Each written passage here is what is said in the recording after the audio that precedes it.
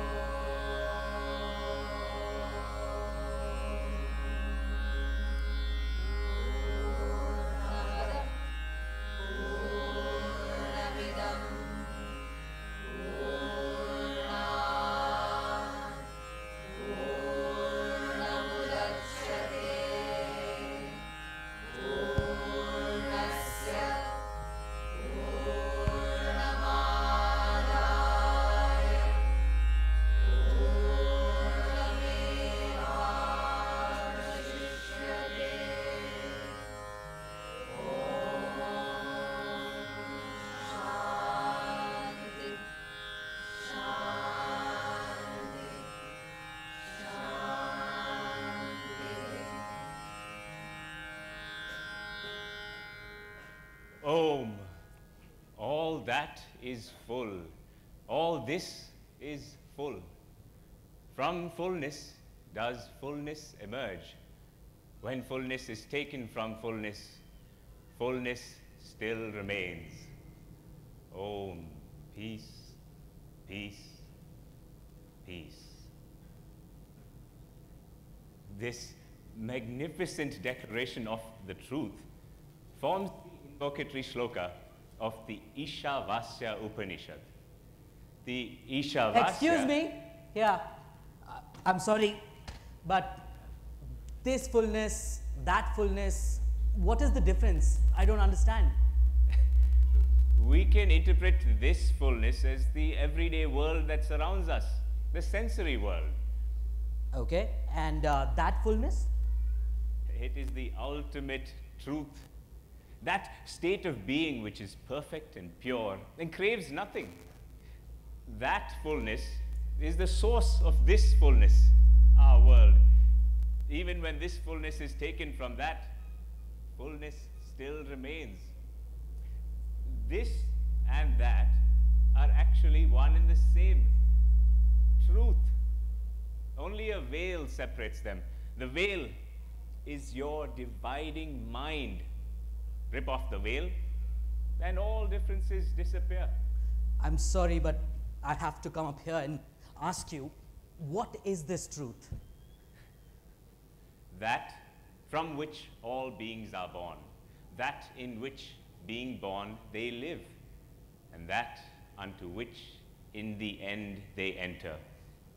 Know that. That is the truth. That is Isha. The Isha Vasya is among the first of the Upanishads and one of the shortest. Its 18 verses of profound poetry are found in the last chapter of the Yajurveda. The underlying theme that runs through all its mantras is Isha alone is real. All else is unreal.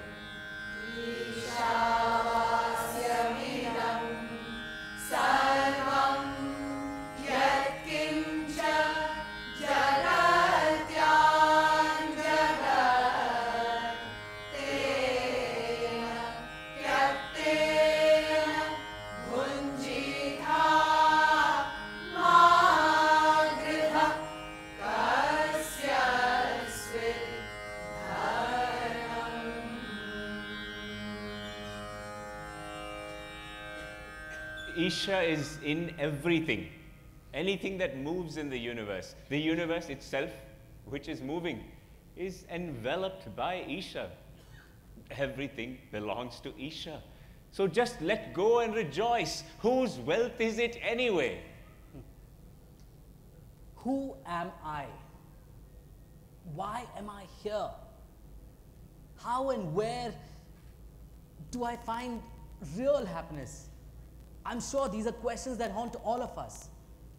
As we looked for answers to these questions, we found a resonance between the journey to self-realization through the Ishavasya Upanishad and the seeking of all-pervasive love through the Masnavi of Jalaluddin Rumi. Maulana Jalaluddin Rumi founded the order of the whirling dervishes in the 13th century in Konya, Turkey. He was a great mystical poet and spiritual master who believed that the path to truth lay in universal love and in letting go of the individual ego. Soham Asmi. He am I. Anal Haq. I am truth.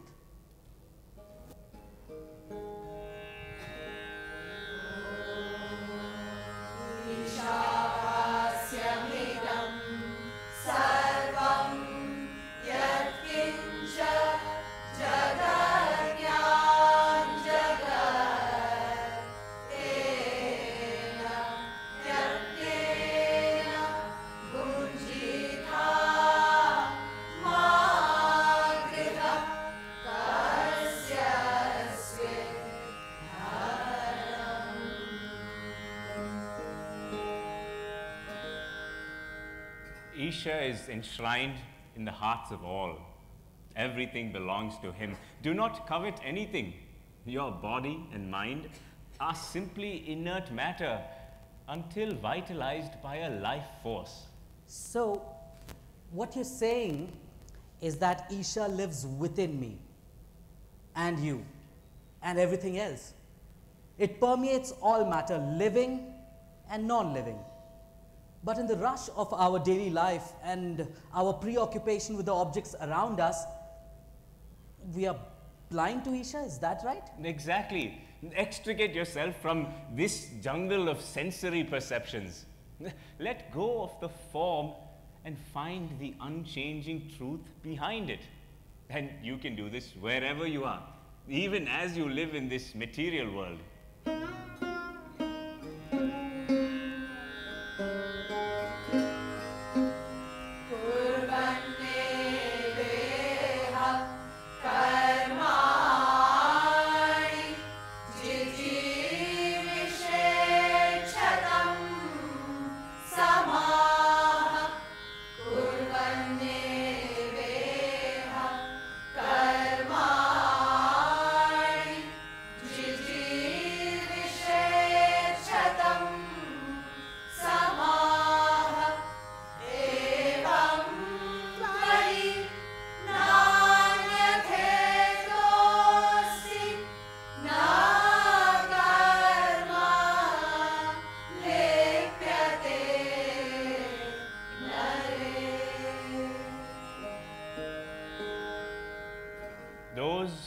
deny the inner reality, who think that this world is all that is real, that there is nothing more than what they see around them, go into dark, demonic worlds.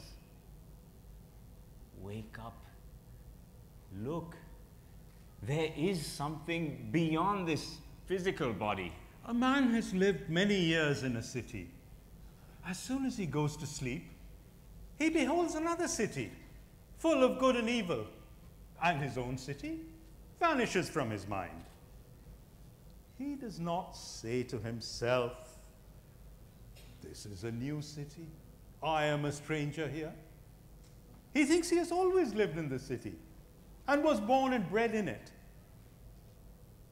What wonder then if the soul does not remember her ancient abode and birthplace, since she is wrapped in the slumber of this world like a star covered by clouds, especially as she has traveled so many cities and the dust that darkens her vision is not yet swept away.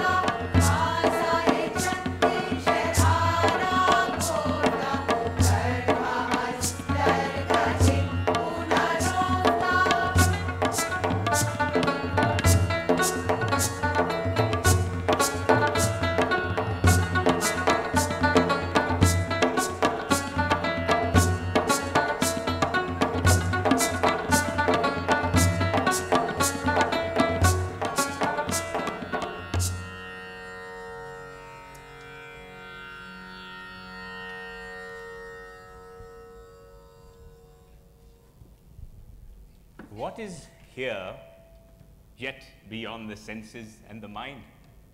What stands still, yet outruns those who chase it? It is Isha.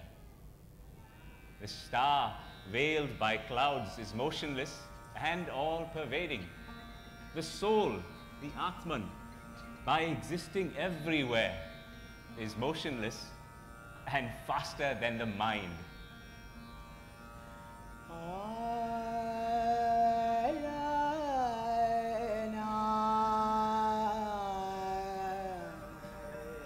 Re, no,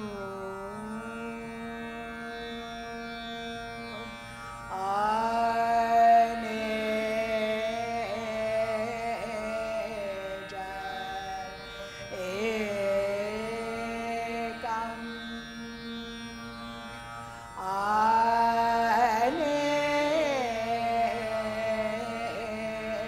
ja, ekam.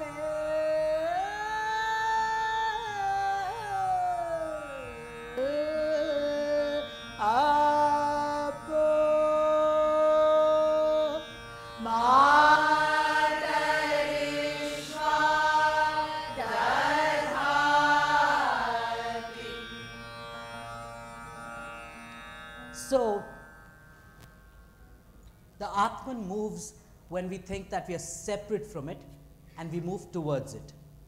But when we understand that we are not separate from the Atman, there can be no movement, right? Yes, the Atman does not move because it is all pervading. Abandon your senses, for they are too slow to overtake the Atman. It is the substance of all movement. It is life. Without it, nothing can exist. From the Atman has emerged space, the sky, air, water, all that sustains and nourishes life. But how do we grasp something which is beyond the senses? What do we look for? What is the form? What is the name? Why are you clinging to a name? It will only lead you to bitterness and disappointment. Let go of the name and look for the essence. This will lead you to the truth. Differences arise only because you cling to name. When you let go, you will be at peace.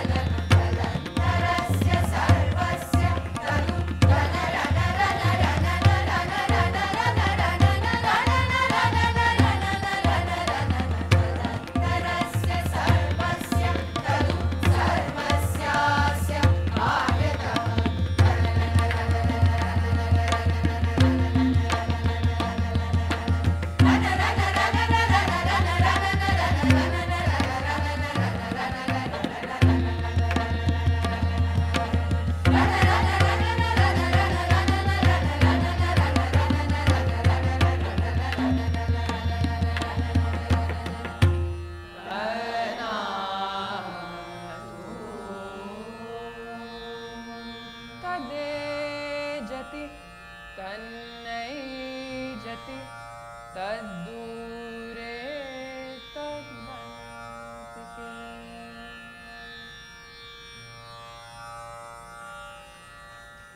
The Atman moves and it moves not. It is far and it is near. It is within all this and it is also outside all this. Wait. It is far and it is near. What do you mean? It is far and it is near. Let me tell you a story. Once upon a time, a king heard from a learned man that in India there grew a certain tree, the fruit of which, if eaten, would ensure everlasting youth and immortality. He became obsessed with a desire to eat this fruit and sent his envoy to India to look for it. The envoy wandered about the land for years in search of this wondrous fruit, roaming from town to town, from mountain to valley, from island to plain. People scoffed at him, misguided him, and caused him much grief. And the tree with its fruit eluded him. Exhausted and despairing, he decided to return empty-handed to his king. Then he met a hermit who asked him why he was so sad. On hearing the envoy's tale, the hermit said, "The tree that you really seek is the tree of knowledge, which is very high, very strong, and very vast. You have been looking for the form of a tree," he said, "not the essence. Sometimes it's known as a tree, and sometimes the sun. Sometimes the sea, and sometimes the cloud." It is far. If you think the Atman, like the tree, is something to be sought, something that has a name and a form. It is near when the mind has become still and silent and experienced the all-pervasiveness of Isha. Yastu sarvani bhutanyatmanyevānupashyati. Yattu sarvani bhutani atmani eva anupashyati. Yattu tu sarvani sarvani bhutani bhutani atmani atmani eva anupashyati. Yattu tu yattu tu sarvani sarvani tu sarvani sarvani bhutani bhutani sarvani sarvani bhutani bhutani atmani atmani bhutani bhutani atmani atmani eva atmani atmani eva anupashyati anupashyati eva anupashyati.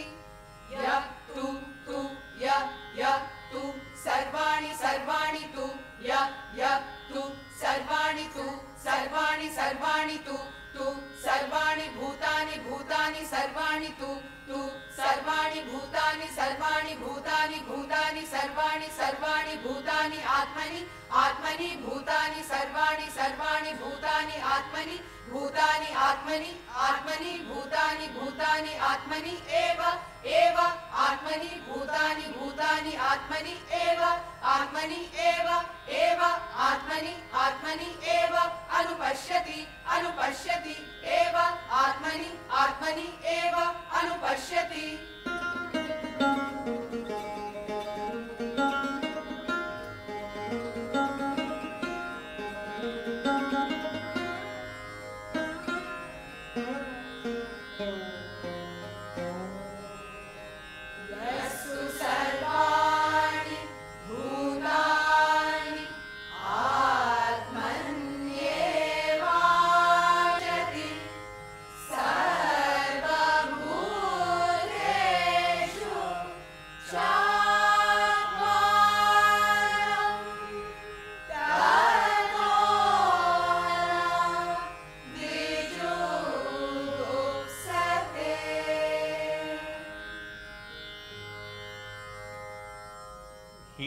Sees himself in all beings and all beings in himself does not feel any hatred or revulsion. And to put it simply, there is no longer an artificial wall between you and me. We are no longer separate beings. The single light of the sun in heaven becomes 100 as it shines in the courtyards of 100 houses. But when you remove these walls, the scattered lights become one. When these bodies lose their walls, the faithful are but one soul.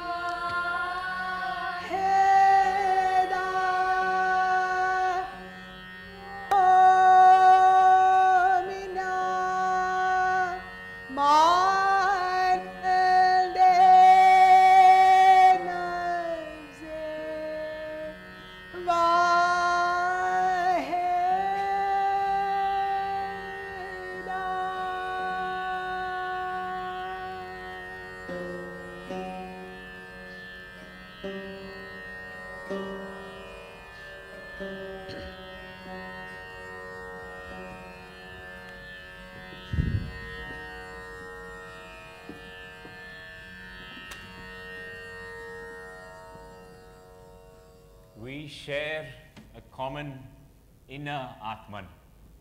Isha Vasyamidam Sarvam Yat Kincha Jagatyam Jagat. We must understand this energy that envelops and connects us all, for it is the only truth.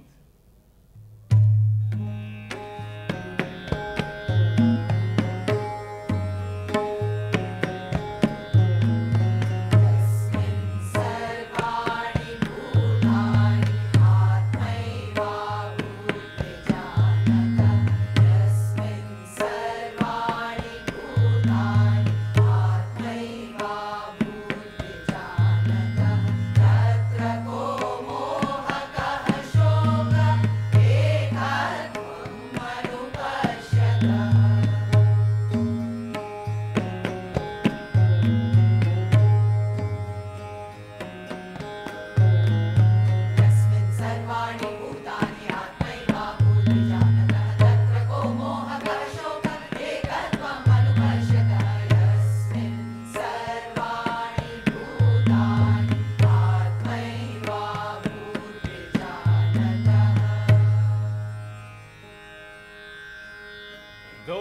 see themselves in all creatures and all creatures in themselves know no grief. How can the wise man who sees the unity of all existence be deluded?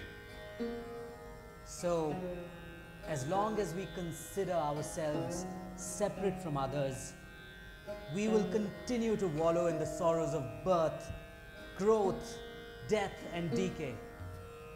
But when we realize that we are but wave, like others, of the same ocean, and see its essential nature, we see clearly. We are no longer deluded.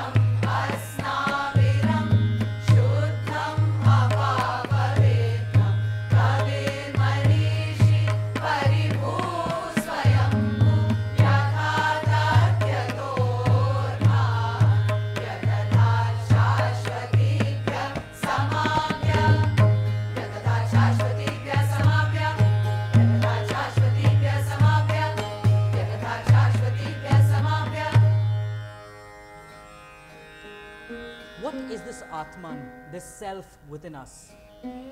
The Atman that exists in itself is radiant, pure, all-pervading, all-encompassing, without form or body, unblemished, wise and omniscient. It is the Atman that holds the cosmos together.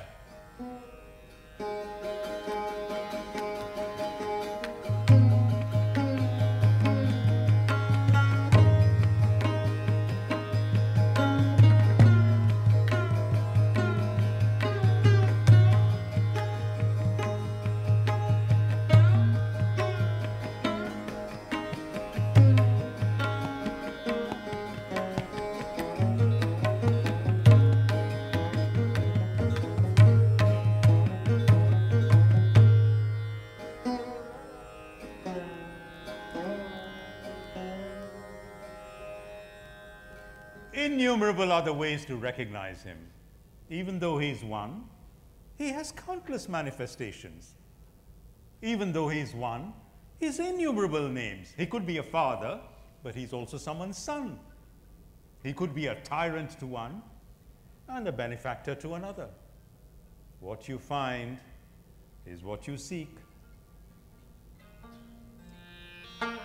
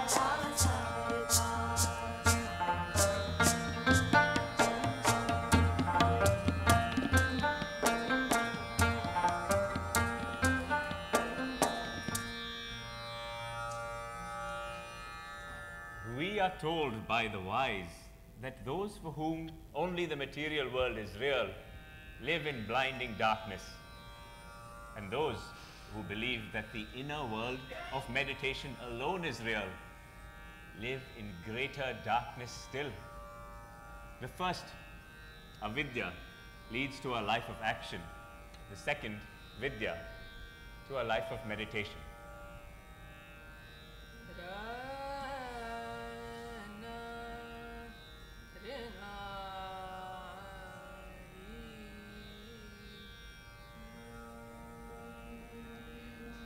Aldham tamaha praveshante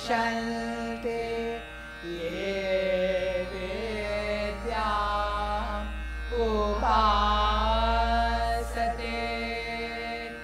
tato bhuya ivate tamoya vidyaya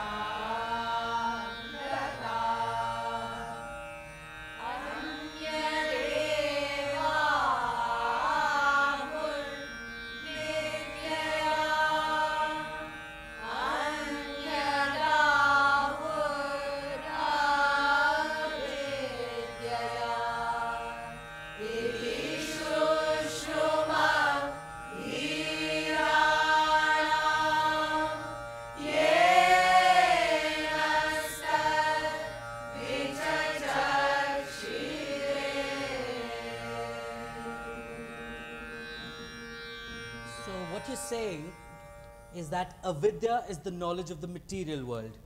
If we worship it and yearn for sensory pleasure, it will lead us to the darkest corners That's of the... right. Andham tamaha pravishanti ye avidyam upasate. There is no doubt about that at all. But then you're saying that knowledge and meditation, that is vidya, would lead to even greater darkness. I don't understand. Both avidya, that is worldly knowledge, and vidya, which is meditation, fuel individual ego and pride and lead to blinding darkness. An arrogant graduate was traveling in a boat. He asked the boatman if he had ever studied languages. The boatman said no. The graduate said, "Then you have wasted half your life." The boatman was deeply hurt, but said nothing. Suddenly, there was a storm. "Tell me," said the boatman, "do you know how to swim?" "No," cried the graduate. "Well, graduate, without this knowledge, you wasted your whole life. For your knowledge of languages is worth nothing in a sinking boat if you can't swim. What you need at this moment is concentration to help you plunge into the water without hesitation, not the knowledge of languages. One who is living cannot survive in the sea. Just as the waters of the sea will only throw you up to the surface when you are dead, so will you float only if you immerse yourself without resistance. You would not have shown off your little cup of knowledge had you known the depth of the ocean."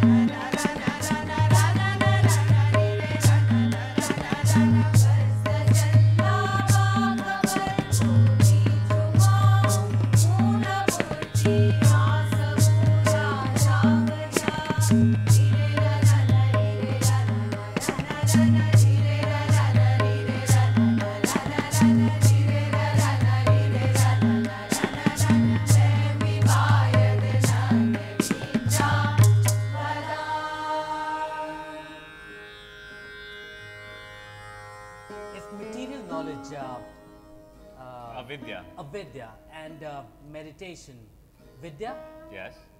both lead to individual pride and ego, how can we catch a glimpse of immortality?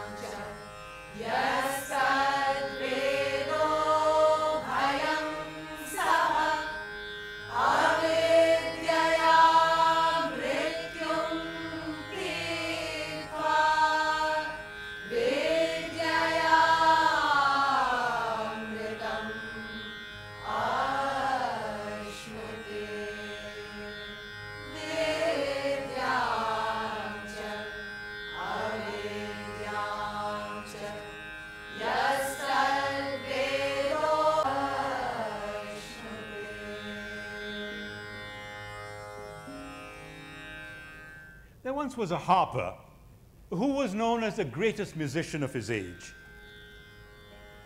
His voice was so beautiful, it could bring souls back into the bodies of the dead. His skills put even the nightingale to shame. Crowds gathered to listen to him, enraptured by his extraordinary music. As time passed, the harper grew old and bent. He lost his voice and could only bray like an old donkey. He could no longer earn his keep. He said, "God, you have given me a long life. For 70 years I have sinned, but you have never withheld your generosity from me. I can earn no more. So today, I will be your guest. I will play my harp for you." He took his harp and went in search of God to a graveyard in Medina. He prayed that he could at least earn enough to pay for harp strings. He played his harp until he fell asleep, weeping. As he slept, his soul escaped from his body, freeing itself from the pain of this world, begging to stay in the vastness of the spirit world. In this fabulous vastness, the harper found God's mercy and benediction. God instructed his servant Umar to give the old minstrel several hundred dinars to pay for silk strings for his harp. Once he ran out of money, he was to return to the graveyard. When the harper was woken from his slumber by Umar and heard God's message, he trembled. Overcome with shame, he cried, "Oh, what a unique God!" He wept for a long time. Then he took his harp and broke it into pieces. He said, "O harp, you drew a veil between me and God. गुफ्त है बुदा हिजाबम az ilah." O harp, you robbed me on my way to God. ए मरा तू राहजन az shahara. O harp, you have drunk my blood for 70 years. E bakhurda khoone man haftad saal. O harp, you have blackened my name before the saints. E zaturu yamsiyah peshe kamal. O generous God, have mercy on me. ए खुदाए बाताए बावफा रहम कुन बर उम्र रफ्ते दर जफा. O God, you gave me a life that was priceless. दाद के उम्र के हर रोज़े अज़ा कसन दानद कीमते आदर जहां. But I breathed away every moment of it in my music. खर्ज कर दम उम्र खुद रा दम बदम दर्द में दम जुमला दर ज़ेरो बम. I was so immersed in my music that the impermanence of life escaped me. आह कज़ यादे रहो पर दे राख रफ्त अज़ यादम दमे तलखे frock. I cannot get justice from anybody except the one who is closer to me than I. दाद खुद अज़ कस नया बम जुज़ मगर जाके यू अज़ मन बमन नज़दीक कर.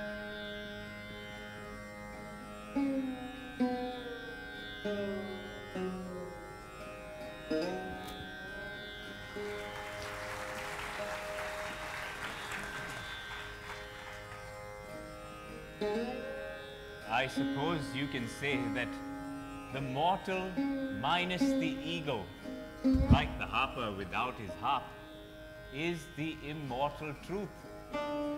Birth and death, decay and disease, bondage and liberation, sorrow and joy, success and failure are all experienced by the ego. Surrender the ego and there is no fear of death.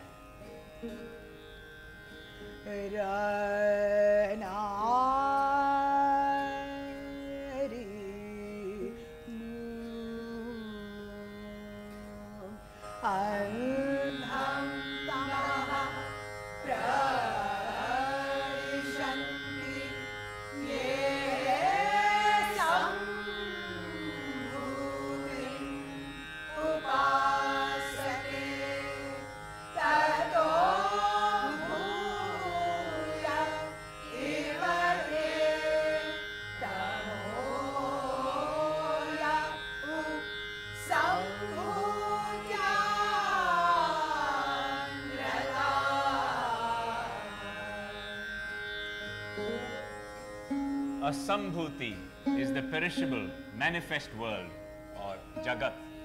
Those who worship a Sambhuti fall into blinding darkness. Sambhuti is the unmanifest, pure being, or Isha. Those who devote themselves to Sambhuti enter an even greater darkness.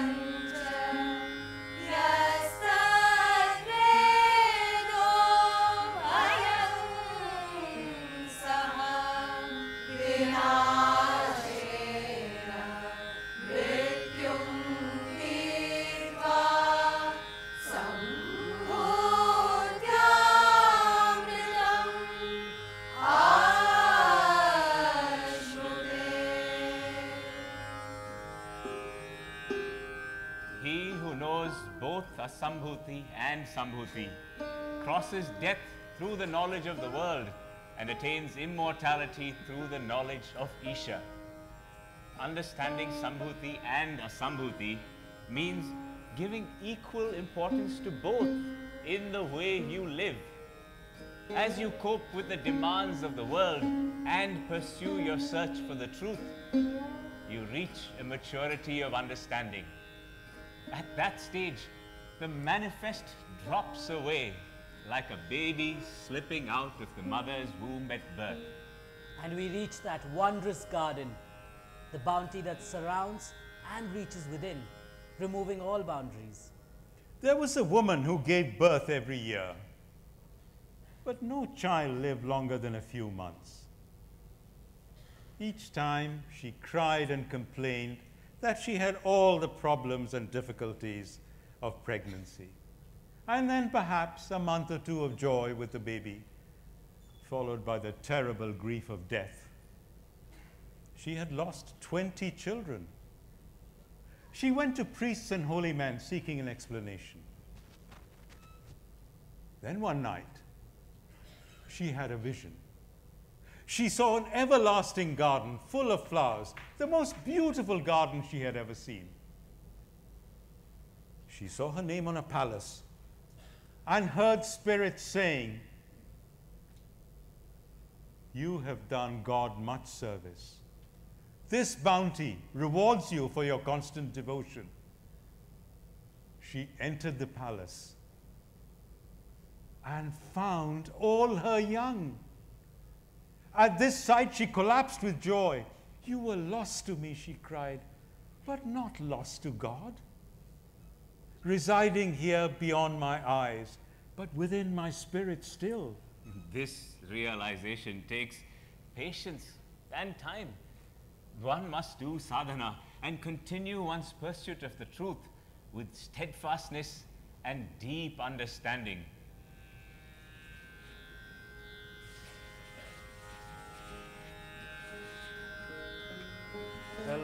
The last 4 shlokas of the Ishavasya Upanishad are the ideal prayer for the selfless seeker, chanted with emotion upon the death of the personal ego and the start of true realization. Deep in meditation, the spiritual seeker shakes off the last vestige of ego that veils his true self and prays that he be allowed to see the full, blinding glory of the truth.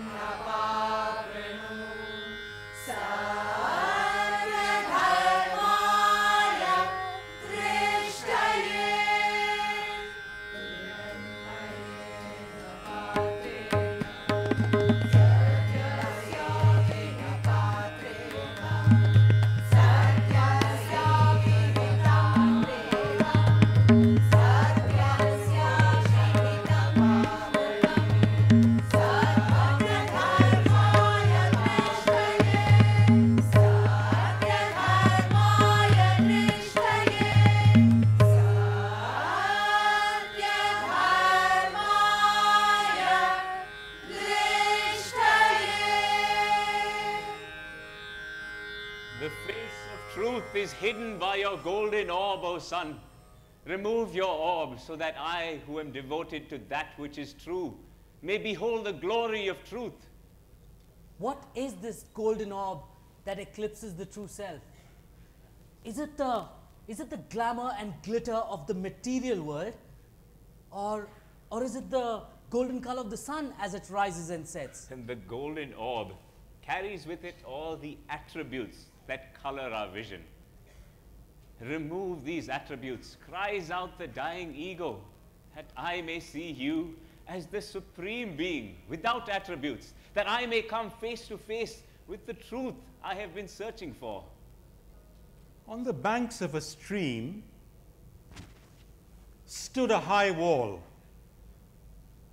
and on top of the wall sat a sad, thirsty man. The wall prevented him from reaching the river, and he was desperately thirsty, like a fish that had been pulled out of water. Suddenly, he threw a brick in the water, and the sound of the splash reached his ears like the words spoken by a sweet and loving friend, making him drunk as if it were wine. So thrilled was he by the sound of water that he began tearing at the bricks of the wall. With each brick, I get closer to the running water, he said. With each brick I remove, this wall gets lower. Prizing out these bricks brings me closer to God in all humility. So long as this wall stands lofty and proud, it prevents me from bowing my head to you. I cannot be freed from my earthly body until I bow before the water of life. The greater the thirst atop the wall, the quicker the brick must be ripped. The greater the love for the sound of water, the quicker the tearing of the bond. He who hears the rush of water is intoxicated by it. But he who only hears the splash is not touched by it.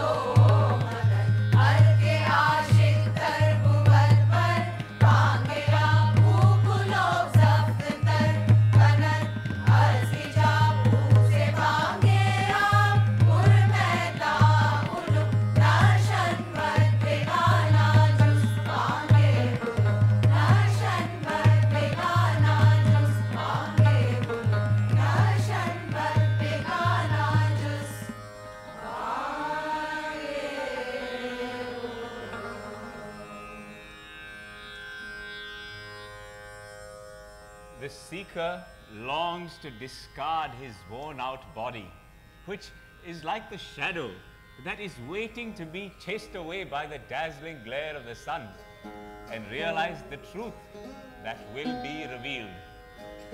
We race hotly after the lover. But when the lover comes, we are absent. You are a lover of God. But he is such that when he comes, there's not a hair of you remaining, for with his look 100 like you will wither away. You're like a shadow in love with the sun. When the intensity of light appears, you vanish, chasing yourself away.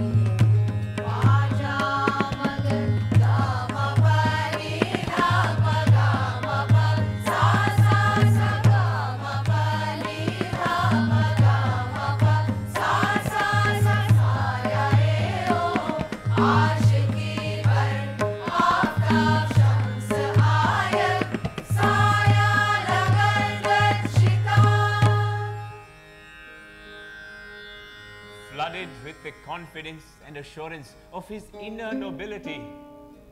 The seeker commands the Supreme Being to serve him.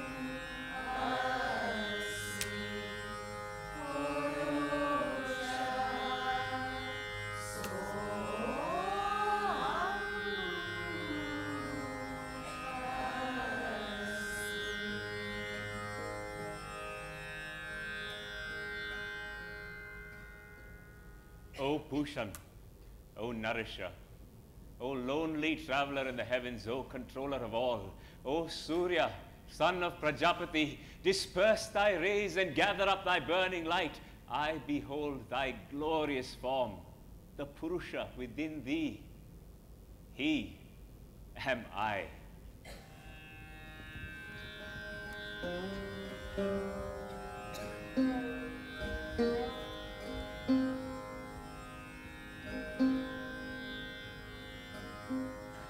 A man knocked at the door of his friend's house.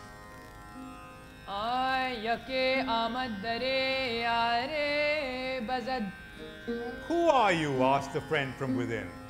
Guft yarash kistiye mo tamad. It is I who come to your door, said the man.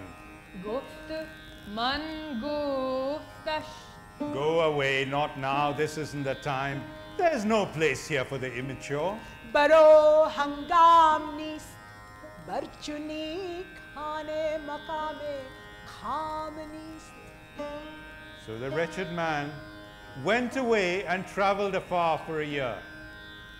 Kham rajus atishe hijro frak ke pazad ke varihanad aznifa. His mind and heart were burned by the fire of separation from his friend.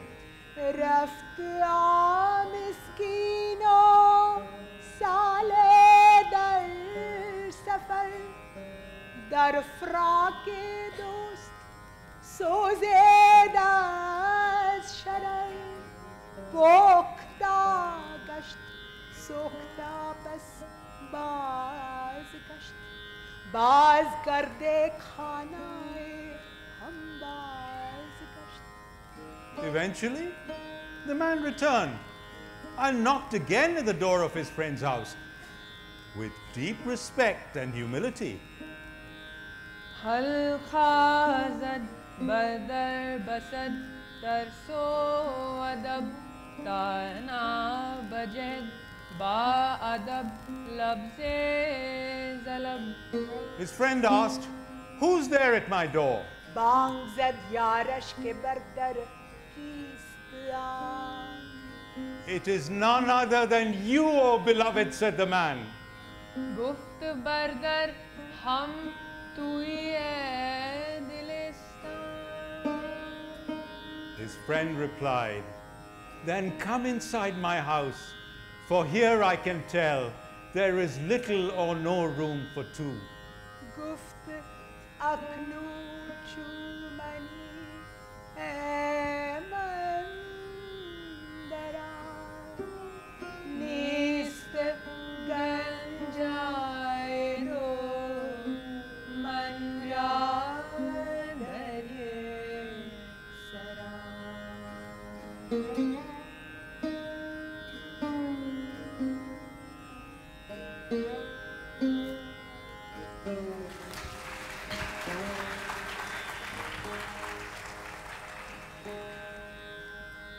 Transcending mind and intellect, the ego surrenders to the truth. The individual in meditation meets truth in silence and becomes truth. Soham asmi, he am I. That essence is not different from my own inner essence. I exist because of it. If that is not, then I am not. The wave that has realized itself understands and experiences the ocean. The knower of Isha becomes Isha. Let us suppose I have become Isha. I have become reality. My ego has disappeared. It has merged into Isha. How then will I feel about all my possessions? About my body? What will my mind be like? Will it be there? My intellect, my breath, or will they all disappear?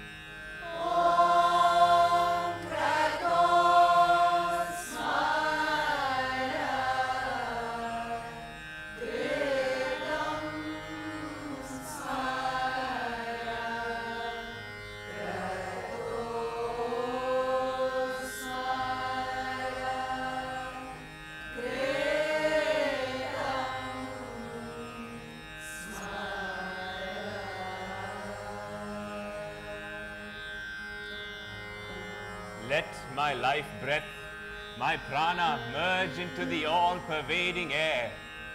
Now let this body be burnt to ashes.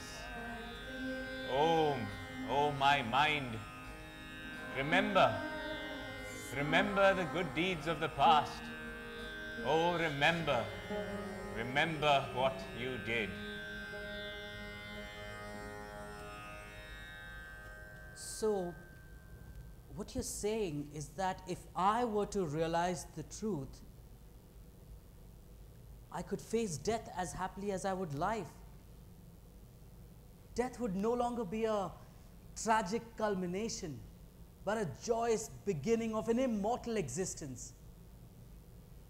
In the white heat of meditation, all I would remember is the unforgettable experience of the Absolute.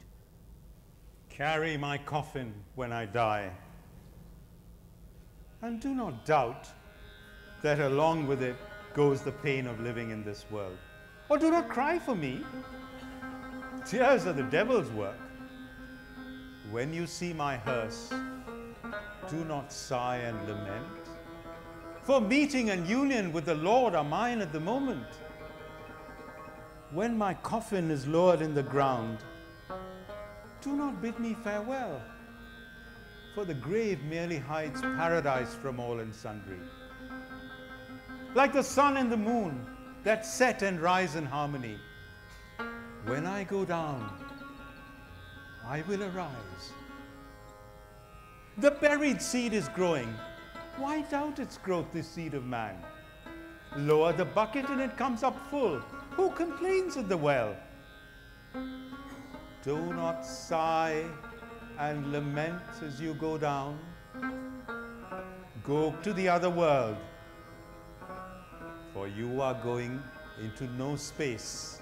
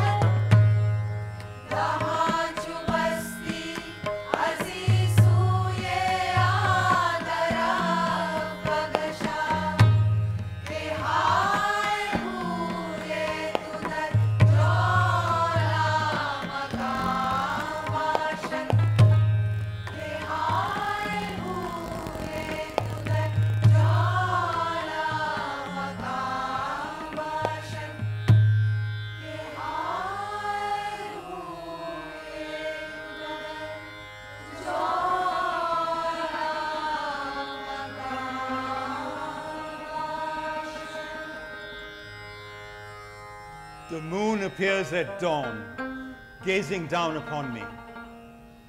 Then, like a falcon taking a bird in flight, it takes me instead and flies away. Looking up, I could see myself no more. My body gently eased into the moon. The ocean started foaming, and each piece of foam told its story, then swept into the ocean. I am a poor servant of Shams of Tabriz. I have neither the strength to see the moon nor the ocean.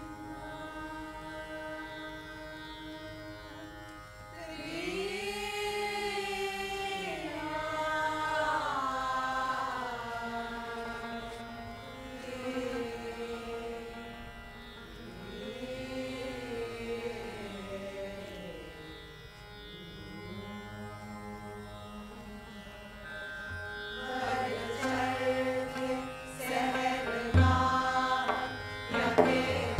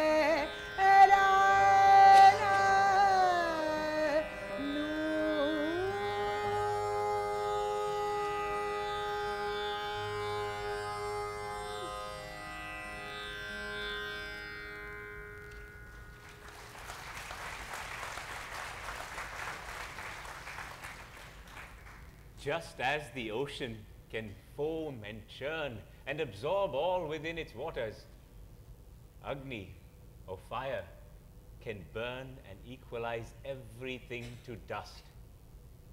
Agni is the fire of meditation, the white heat that vaporizes the ego and reveals the inner self. O Agni, lead us by the good path to eternal joy. You know all our deeds. Destroy the deceit in us, we who bow and pray again and again. Says Rumi, I will kindle such a fire of grace that the least spark consumes all sin and necessity and free will. I will set fire to the tenement of man and make its thorns a bower of roses.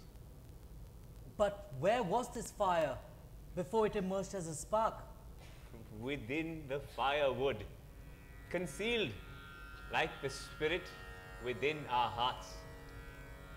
One realized Atman can light 1,000,000 Atmans, and yet, being the fullness, can never be reduced itself. Fire slips from the unmanifest to the manifest and back again, waiting for the flint to rub the dry firewood. O fire, I give myself to thee, no more am I the mind.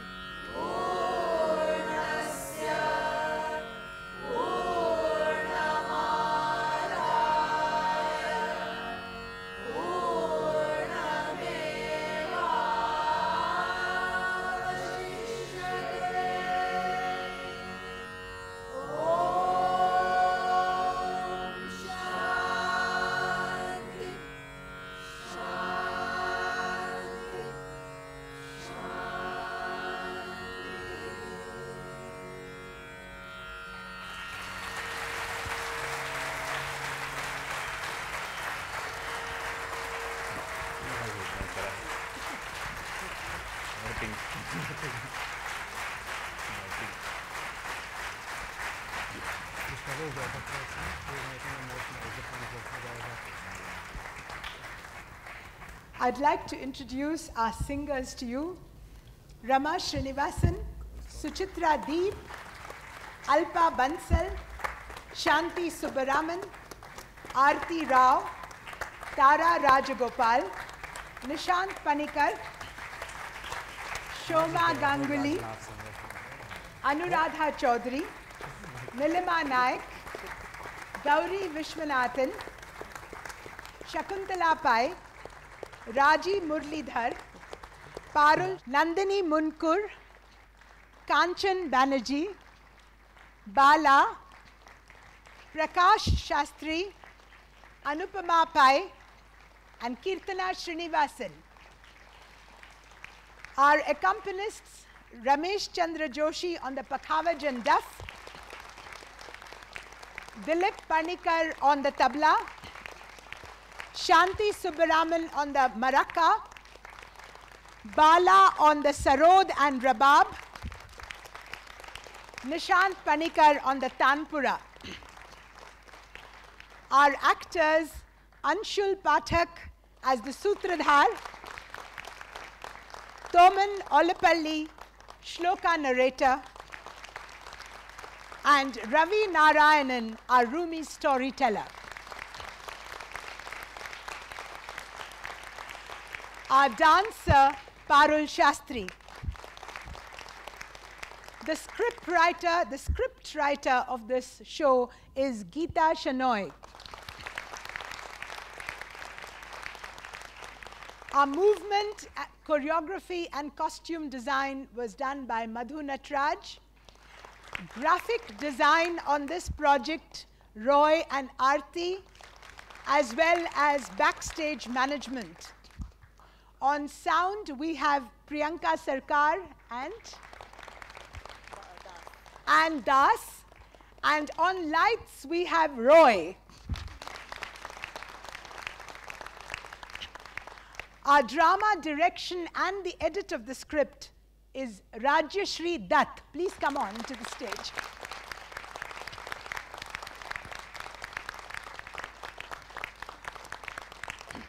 Our music has been composed by the Gundecha Bandhu, and our inspiration and guidance has been Shri M.